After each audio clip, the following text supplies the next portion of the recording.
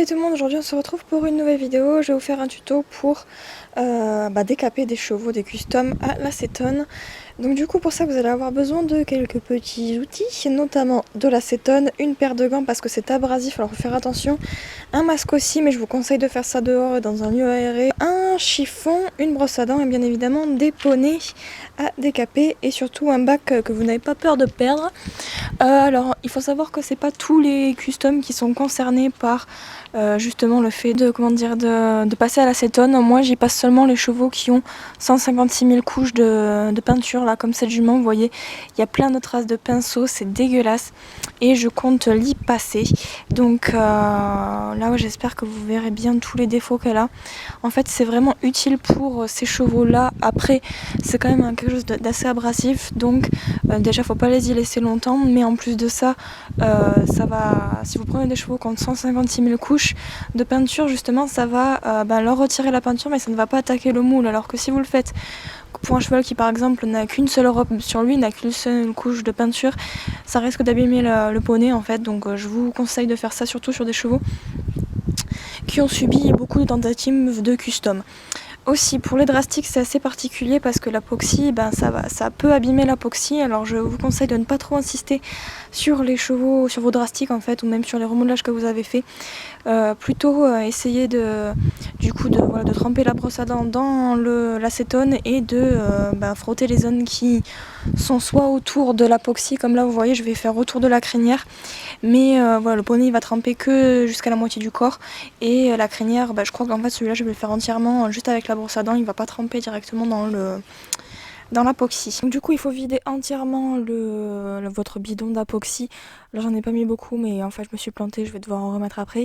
Mais voilà quoi, il faut que les poneys soient totalement immergés et les laisser pendant un petit moment, je dirais peut-être une bonne heure si c'est pas un peu plus. Enfin, faut voir en fonction de la figurine que vous avez et de l'état de la figurine. Si elle a 15 couches de peinture, il va falloir laisser un petit moment.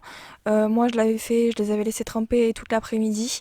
Et après j'avais frotté, enfin là c'était juste pour vous montrer comment fallait faire quoi, mais parce que je me rappelais pas non plus trop bien comment j'avais fait la dernière fois. Mais il faut laisser tremper une bonne partie de la journée, frotter. Et puis voilà, aussi attention parce que chez les collecteurs ça a tendance à les faire gonfler par endroits. Les brilleurs creux aussi, il faut y aller avec parcimonie parce que ça a tendance à les déformer aussi.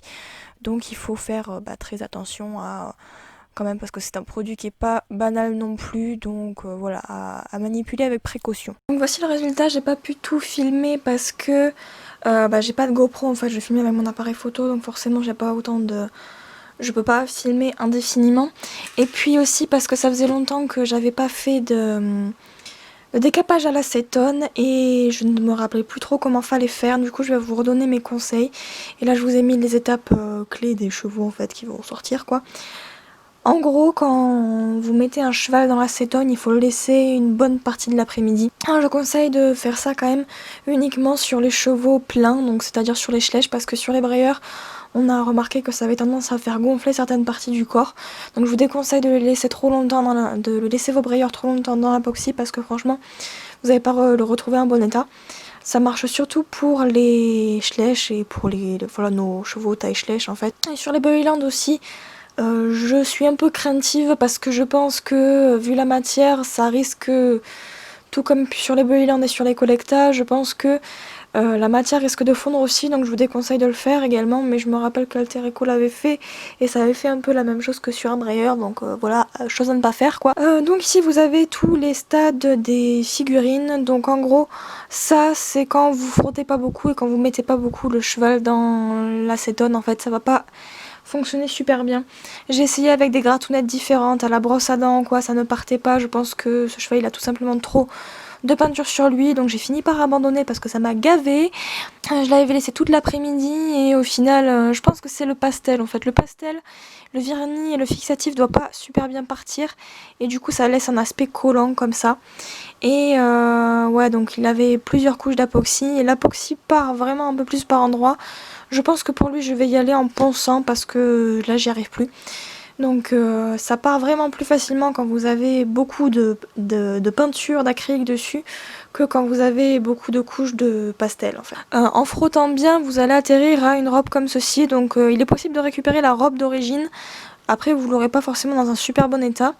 Là, par exemple, la peinture, elle est restée coincée dans les crins. Donc là, c'est même pas la peine que j'essaye, ça va vraiment pas marcher du tout. Du coup, entre les deux zones, je vous conseille, enfin, entre l'étape 1 et l'étape 2, là, forcément, j'ai frotté, donc c'est parti un peu plus. Mais là, je sais pas, sur certains chevaux, ça ne marche pas. Et je vous conseille, en fait, une fois que le cheval est sec et dans cet état-là, mais sec un peu, de le passer dans l'eau chaude et de frotter. Et là, ça va vous enlever la plus grande partie des résidus. J'ai réussi à ravoir cette jument comme ça. Donc là, vous voyez, elle a pratiquement plus rien du tout. Là, je pense que je vais carrément la repeindre.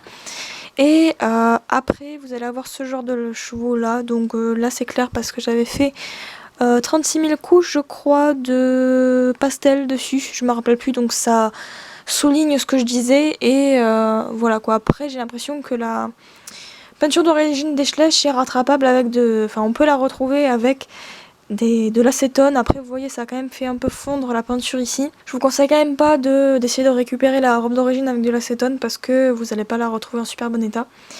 Et voilà quoi, donc c'est vraiment pas une méthode qui fonctionne super bien. En tout cas, pour les chevaux auxquels j'ai pas réussi à les ravoir, je vais essayer de les poncer. Je pense que là, j'ai pas trop le choix, mais bon, avec un grain un peu plus fin sur voilà, mon papier à poncer.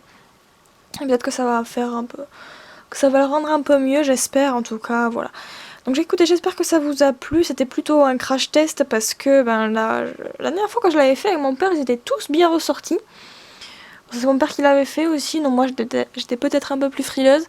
Mais bon écoutez, c'est pas trop grave, hein, il faut quand même faire des petits tests de temps en temps. Du coup là je vais penser tout ce petit monde parce que j'en ai encore un peu. Et puis voilà, donc je vous dis à très bientôt pour une prochaine vidéo. Ciao ciao.